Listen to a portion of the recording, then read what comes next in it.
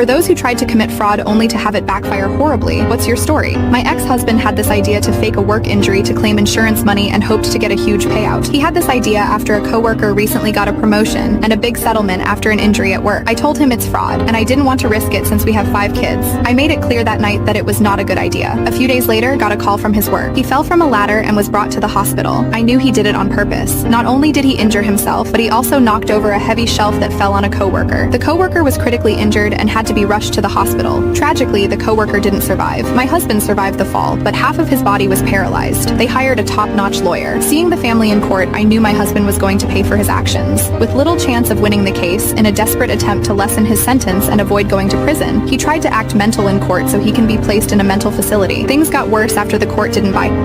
Court saw through his lies, and he was sentenced to prison for fraud and manslaughter. What's heartbreaking is that the coworker's pregnant wife is now all. For those who tried to commit fraud only to have